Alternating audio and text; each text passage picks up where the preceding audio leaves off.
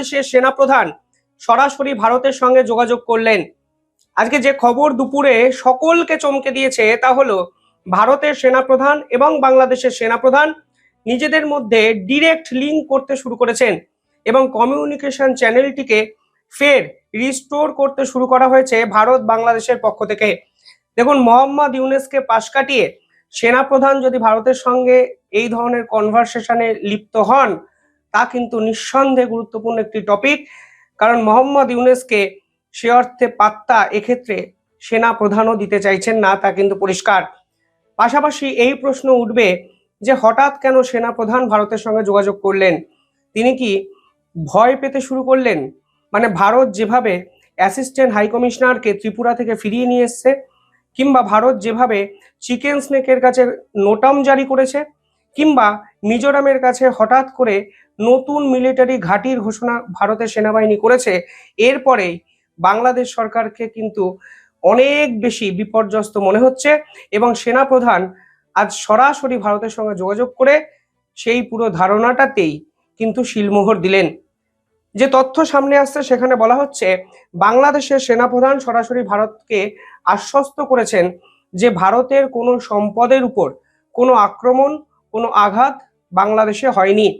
Specially তিনি বলতে চাইছেন এই যে হাই কমিশনার, তাকে কেন্দ্র করে যে বিতর্ক, কিংবা হাই কমিশন অফিসকে কেন্দ্র করে যে অ্যাগ্রেসিভ অ্যাটিটিউড বাংলাদেশের ছাত্ররা দেখিয়েছে, এতে ভারতের কোনো সম্পদের কোনো ক্ষতি হয়নি। অর্থাৎ এই যে পাথর ছোড়ার যে খবর আমাদের সামনে এসছে, কিংবা প্রথম আলো কিংবা ডেলি হান্টের অফিস পুড়িয়ে দেওয়ার যে খবর বা ছবি আমাদের সামনে এসছে, সেই ধরনের তীব্র কোনো আক্রমণ ভারতবর্ষের হাই কমিশনার যে অফিস আছে বাংলাদেশে সেখানে হয়নি। সেই রকম একটু আশ্বস্ত বাণী বাংলাদেশের সেনাপ্রধান আজকে ভারতকে শুনিয়েছেন।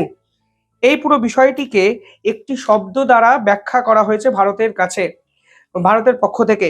সেখানে বলা হয়েছে এ ক্রিটিক্যাল রিঅ্যাসুরেন্স, অর্থাৎ বাংলাদেশ একটি অত্যন্ত ক্রিটিক্যাল অ্যাসিওরেন্স ভারতকে দিয়েছে, মানে ভারতের সেনাপ্রধানকে দিয়েছে, যে বাংলাদেশের সেনাপ্রধান যতদিন আছেন এই ধরনের অ্যাসেটগুলোর কোনো ক্ষতি বাংলাদেশে হবে না।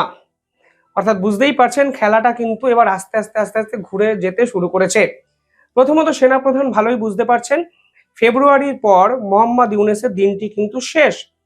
তাই ছলে বলে কৌশলে কোনো অবস্থাতেই নির্বাচন পিছিয়ে দেওয়া যাবে না এবং মোহাম্মদ ইউনূস চলে যাওয়ার পর বাংলাদেশের সেনাপ্রধান ফের অ্যাগ্রেসিভ অ্যাটিটিউডে বিরাজ করবেন, তা কিন্তু একটা পরিষ্কার। এবং নিজের সেফটিটা তিনি এবার খুঁজতে শুরু করেছেন এবং ভারতের সঙ্গে সম্পর্ক ফের আরো একবার ভালো করার চেষ্টা কিন্তু সেনাপ্রধান এক্ষেত্রে করলেন, যা অত্যন্ত সিগনিফিকেন্ট একটা মুভ।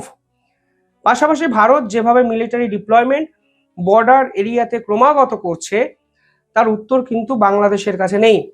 বাংলাদেশের সেনাপ্রধান বুঝেছেন যে বাংলাদেশের এই ছাত্র রাজনীতিতে হঠাৎ করে গজিয়ে ওঠা একদল ছাত্রনেতা, তারা ডিপ্লোম্যাসি বোঝেন না, আর বোঝেন না বলেই তারা চিকেন করিডর নিয়ে হুমকি দেন, হুঁশিয়ারি দেন, কিংবা কখনো চিকেন স্নেককে উড়িয়ে দেওয়ার কথা বলেন, শিলিগুড়ি করিডরকে কেটে ফেলার কথা বলেন, যা কিন্তু সেনাপ্রধান কোনো অবস্থাতেই মেনে নিতে রাজি নন।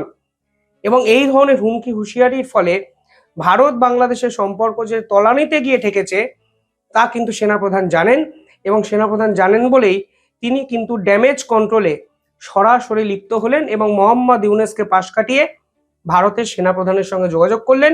একাধিক রিপোর্টে কিন্তু আজকে সামনে চলে এসছে।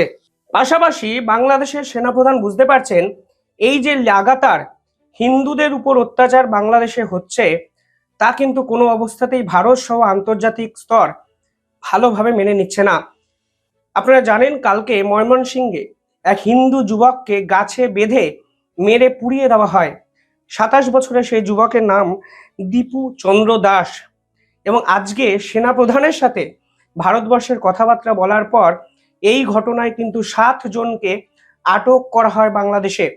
ফলে একটা জিনিস পরিষ্কার, ভারতের অবস্থানটা স্পষ্ট বুঝিয়ে দিয়েছে বাংলাদেশকে যে তোমরা যদি এই র্যাডিক্যালাইজড সভ্যতার বিপক্ষে কোনো পাল্টা পদক্ষেপ না নাও, তাহলে ভারতের মতো করে ভাববে। এবং এরপরেই দেখুন হিন্দুদের উপর অত্যাচারের জন্য 7 জনকে অ্যারেস্ট করা হলো, যা শেষ 1 বছরে বাংলাদেশে কিন্তু দেখা যায়নি। পাশাপাশি সেনাপ্রধান বুঝেছেন আন্তর্জাতিক স্তরে তিনি প্রবল চাপের মধ্যে পড়ে গেছেন।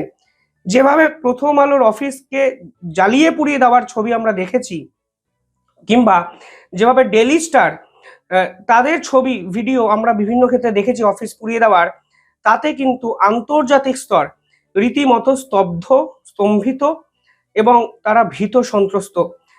আমেরিকার পক্ষ থেকে সরাসরি ট্রাভেল অ্যাডভাইজারি জারি করা হয়েছে।